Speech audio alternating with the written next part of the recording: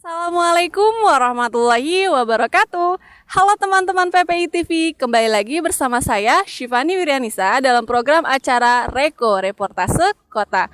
Liputan pada kesempatan kali ini kita akan membahas mengenai salah satu destinasi religi yang cukup terkenal baik skala nasional maupun internasional yang berada di kota DKI Jakarta, yaitu Museum Bait Al-Quran dan Museum Istiqlal Taman Mini Indonesia Indah. Nah, penasaran kan apa saja sih yang ada di dalamnya? Yuk ikutin aku, let's go!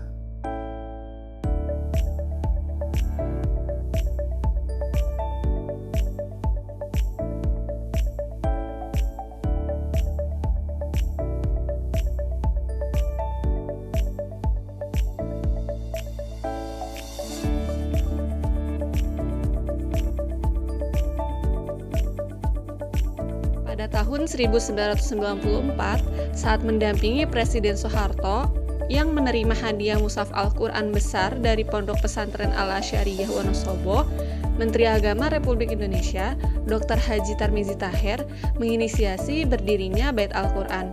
Bait Al-Quran mulai dikenal setelah penyelenggaraan Festival Istiqlal II oleh Museum Istiqlal yang sukses menghimpun benda-benda hasanah budaya Islam Nusantara.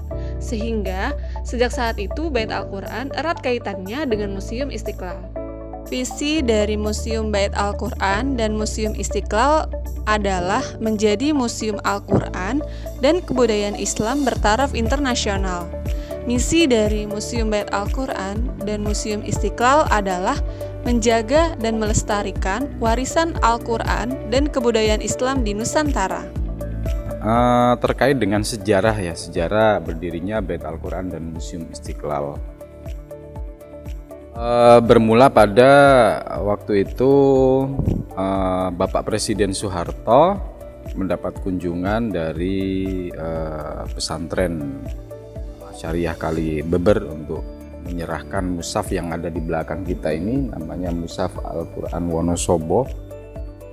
Ini waktu itu diberikan langsung kepada Bapak Presiden.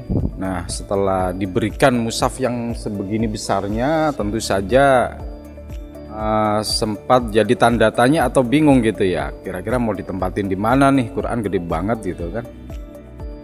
Setelah peristiwa itu terjadilah bincang-bincang, ada pemikiran. Gimana kalau kita bikinkan saja semacam rumah Al-Quran gitu kan, yang mana nanti di situ tidak hanya mushaf besar ini yang disimpan, tetapi juga Al-Quran yang ada di seluruh Indonesia, mulai dari Al-Quran kuno, Al-Quran kontemporer, Al-Quran ya pokoknya segala macam yang terkait dengan Al-Quran gitulah, dirumahkan dalam satu rumah yang namanya Bait Al-Quran. Fasilitas yang include dengan gedung Bait Al-Quran dan Museum Istiqlal ini, pertama fasilitas masjid di sini. Masjid ini tidak hanya dipakai untuk sholat maktubah sehari-hari, juga kalau lagi Jumat juga dibuat Jumatan, menjadi favorit di Taman Mini ya. Jadi ini meluber semuanya nih kalau lagi Jumatan itu sampai ke depan-depan sana. Kedua adalah taman bermain untuk anak, ada di sebelah sana. Di situ juga ada kebun Al-Quran. Jadi anak-anak atau keluarga tidak hanya bisa bermain, tapi juga bisa menikmati atau melihat secara langsung lah kira-kira pohon-pohon atau tanaman yang disebutkan dalam Al-Quran apa aja. Ada anggur, terus ada kurma gitu ya, dan berbagai macam tanaman itu ada di situ. Ada namanya kebun Al-Quran. Fasilitas yang ketiga adalah ruang-ruang meeting, ruang kelas. Ini banyak sekali, kita di atas ada 4 ruang kelas. Silakan bagi teman-teman yang ingin menggunakan fasilitasnya.